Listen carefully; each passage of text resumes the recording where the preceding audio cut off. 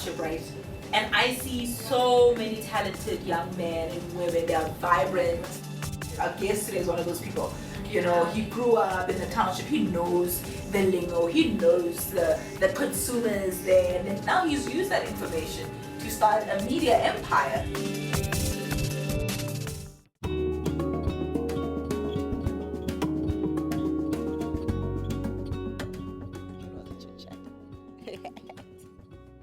Oh, hello to you and a very warm welcome to Visionaries. Thank you so much for joining us. Gone are the days when they used to say, if you want to hide something from a black person, put it in a book.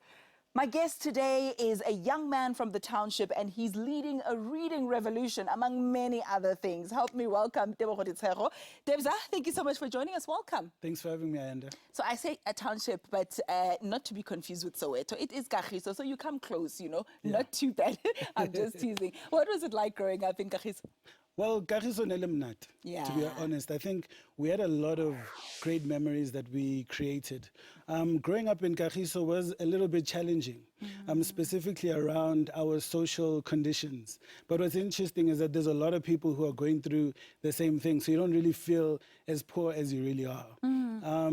You know, it started, there was a place called Kagiso Baibitsa Extension 6. So ke di suburbs nyana go Kagiso. Spent a few weeks there. But the main place where I'm from, Kikoma Podiseng. So we grew up around there. So it's a suburb, but unfortunately, the last two streets are city suburb. That's where I'm from. And there's a lot of four-roomed houses that were built by the apartheid regime. And unfortunately, the toilet is outside. So if you need to use a toilet at like 2 a.m., it's a bit of an issue. You have to be a bit innovative. But it was a lot of love. We had about 10 people in the house, you know, around 1995. And we used to sleep in the kitchen at the beginning. Is this you and your brother? Me and my brother. So we slept in the kitchen. At some point, there was no electricity, and there's 10 people, you know, to feed in the family. So it was a bit difficult. But what my parents believed in from the beginning was the importance of investing in education. That's it. That's it. Because I know you went to Princess High School. Princess Tell High me School. about that. So it was both Princess Primary and Princess High School. At that time, you know, Princess High School was very interesting. It was a multiracial school. But at some point, it kind of changed. It became more dominated by black people, obviously because we were in democracy now. But it was where a lot of my talents were found. You know, the talent around public speaking, you know, that is what made me interested in being a communicator. But I think something that might be interesting to your audience is that, you know, the four-roomed house that we lived in was very bad, to be quite honest. It was dilapidated. So Nigikopa, the person or what transport who would take us from school, you know, to home, to drop us off Kokoning. Because I didn't want your peers wouldn't have to see where you're from. Yeah. And you know, it's interesting that you touch on that because a lot of people speak about that that great divide between where you go to school and where you live. You know, so you're going go to suburbs saying of Westgate, etc. And then when you get home, you're confronted by this particular situation. What does that cause inside you? Because for some, it makes them resign their will and say, you know, what can I do? But for others, it's that push that helps them to get further in life. Well, I think it does impact on your performance at school. You know, from the nutrition that you receive, you know, to your ability to arrive at school on time. You're getting into trouble because you're arriving late, you know, at times.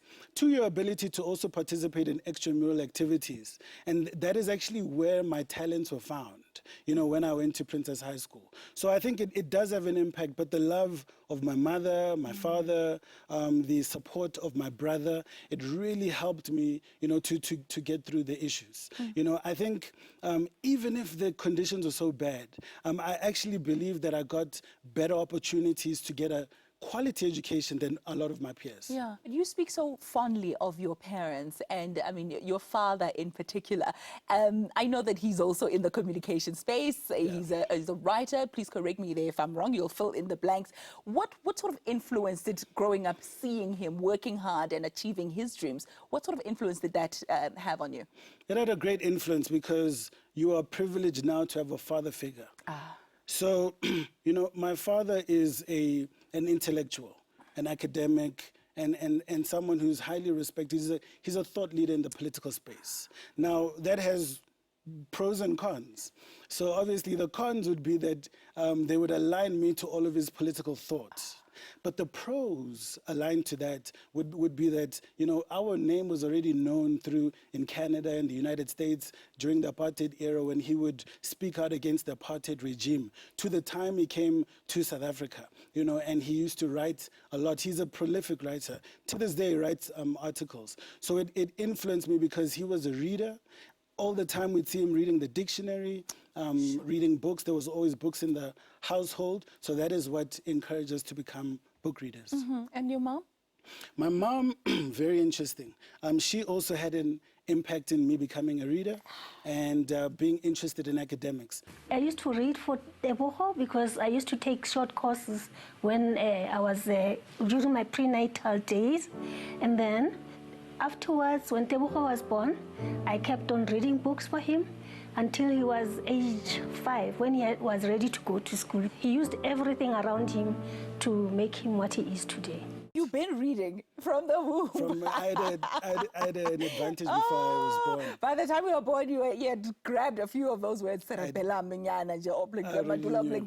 Yeah, and after that, seeing her studying, seeing my father reading, it also had an impact on making me who I became. Then let's talk a little bit, because when I first encountered you, you were busy encouraging young people to read. Tell me about that online movement and some of its impact.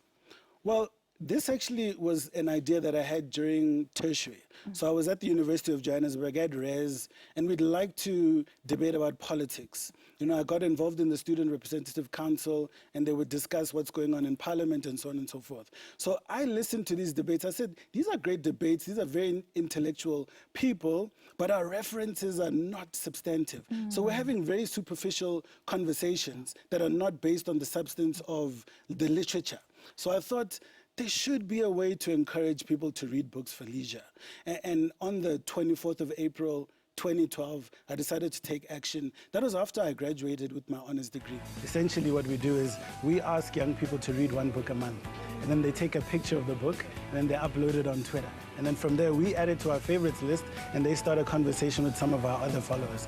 We started it in 2012, and it's now become one of the biggest online book clubs in the world. It's #1 in Africa, and we've got 32,400 followers that have subscribed, and we've got over 12,000 books that have been recommended by our followers. Essentially what we want to do is we want to make it cool to read.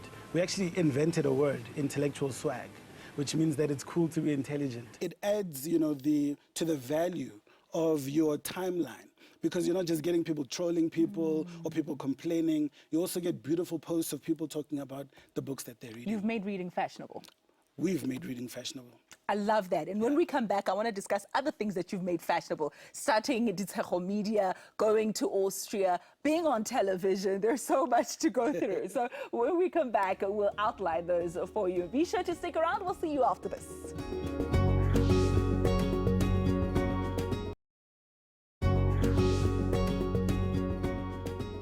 Hello again, and thank you so much for staying with us. We continue our conversation with Tebogo Ditshego.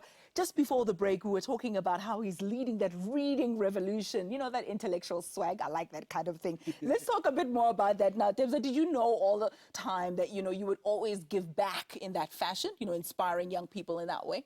I think giving back is a part of our culture, the culture of Ubuntu, Botho, and I always tell young people that if you are yourself, you have something to offer the world, because nobody can be you like you.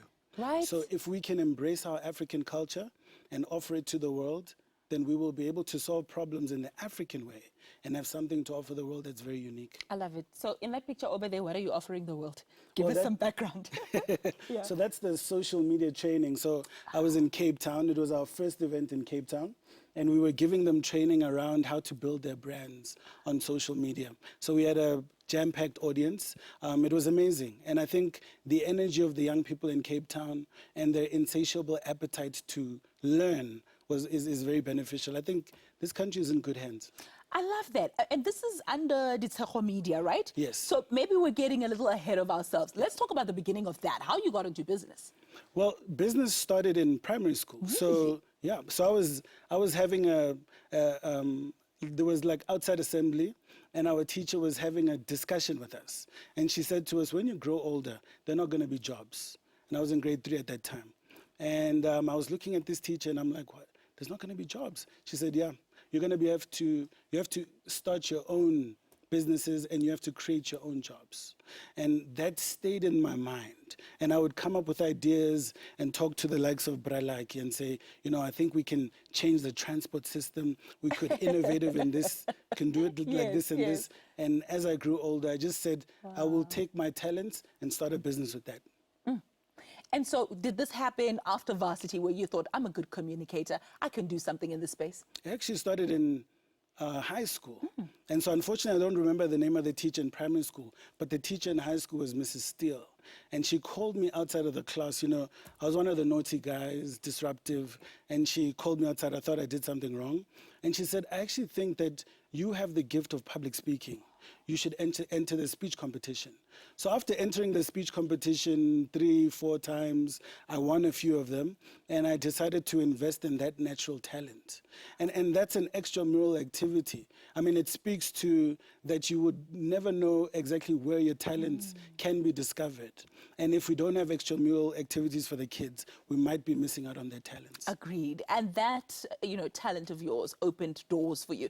I want you to tell me about the Mandela Washington Fellowship. I want you to tell me about the trip to Austria. I want you to tell me about Forbes Magazine. So the floor is yours. Okay, so since now I'm in charge, Yeah. I'm going to start by saying that in terms of that talent, and I want the viewers at home to think about this, I invested in that talent. And I went to the University of Johannesburg, studied public relations, did my honors degree, and I continue to harness that talent up to a point where I'm able to monetize that talent. And then that was how we were able to start Ditshego Media. So after finishing my honors degree, I went into the industry, started to work for different companies, tried to learn the tricks of the trade, understand how business works, how strategy works, how does the PR industry work.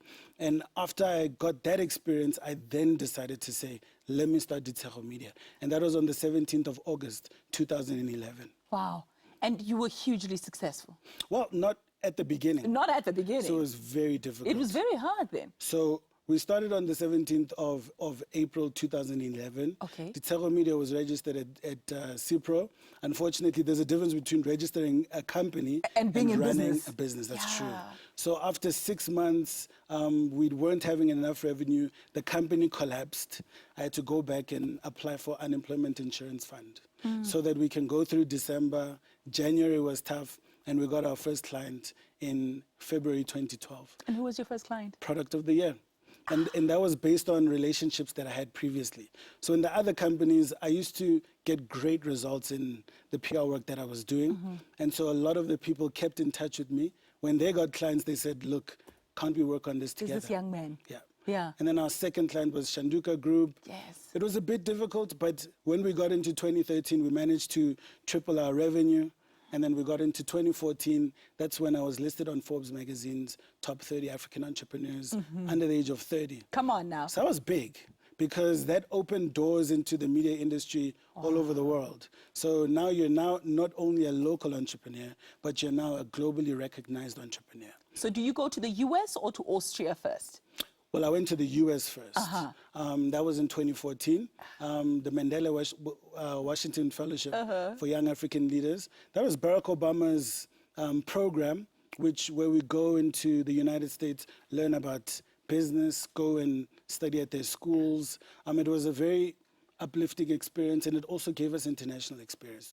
And then you become, okay, I don't want to say a television star. Maybe that's the wrong word, but a brand. On television. You were one of the judges on One Day Leader. Yes. Tell me about that experience. Season 4, 5, 6? Yes, Yeah? absolutely. My goodness. So I was a judge on One Day Leader season 4, 5, and 6. And that program, which is on SABC 1, was meant to groom the future leaders of the country. So we used all the information that we had, you know, the knowledge that we gained in different industries, in business, in student leadership, in society, using, the ReadaBookSA Foundation, learning about personal improvement and how you can develop yourself as a human being. So we are able to then groom other young people, but not them individually on television. So then the people at home also get the learning experience. I'd like to leave you with these words.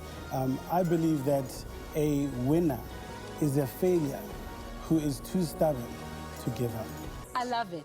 Started from the bottom, now we're here. Now you've got offices in Sandton. Ooh. Darling. Oh, yeah. Tell me about what that feels like. Just a young boy from Ekasi, from Kagiso, from the floor in the kitchen, to Sandton. And when you're having meetings with people now, you can say, no, you can come to my office. We're no longer meeting at a coffee shop somewhere. Absolutely. What does that feel like?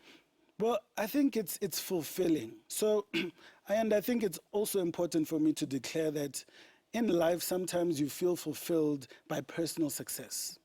So you buy a car, you buy a house, you feel good that, my hard work has paid off. But there's another level of fulfillment where you're able to change the lives of others. And parents feel that kind of fulfillment. But also people who start businesses feel the fulfillment of seeing a young person with potential, grooming them, helping them reach the potential, and then watching them buy their first car, their first house, being able to feed their families in Umhlabuya Lingana, in Afikeng, wherever they're from. And that for me is the kind of, that's how I feel currently. So it's no longer about me, it's more about how can I help the country reach its full potential in the corporate world. I feel like I've just been on One Day Leader and I got free advice. So you'll see a better version of me when we come back after the break. Stay with us.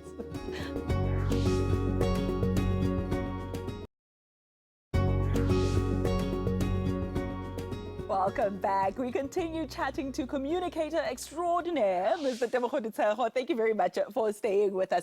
Now, in this part of the show, we look to the future, right? I know you're incredibly busy. You're always on the go, doing so many things. Yeah. But I want to know what you're working on now and what you're hoping to achieve in the future. So professionally, where to now?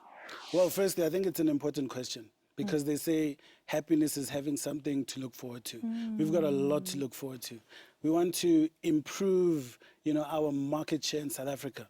The public relations and advertising industry is still dominated by international companies. And so we need a lot of homegrown companies to do more of the work. That's why you see a lot of crises that are happening because people are culturally not acquainted with how we do things, and the youth culture, they don't really understand it. So they should be using our services more in South Africa.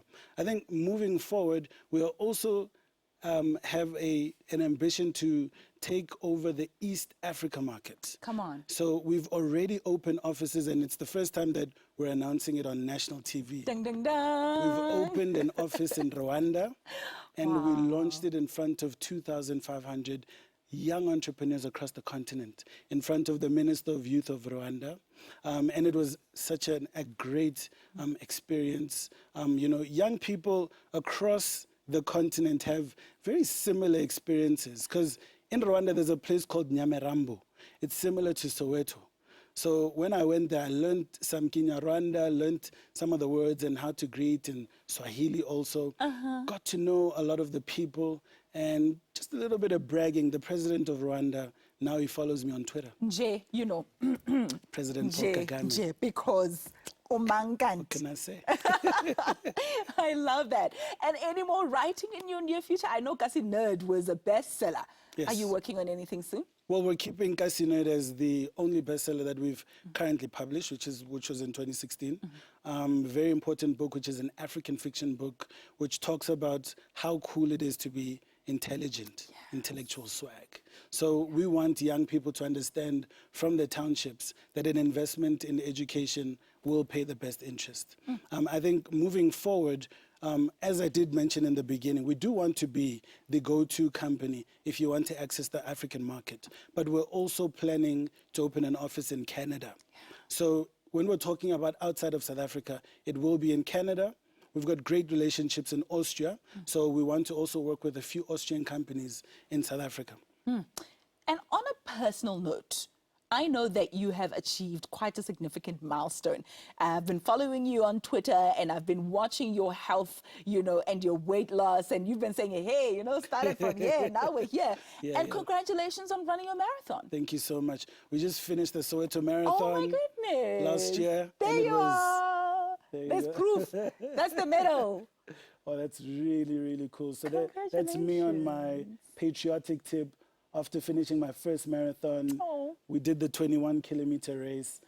Oh, it was difficult, eh? I can imagine. It was tough. I can imagine. We ran through Deep Kloof and Meadowlands.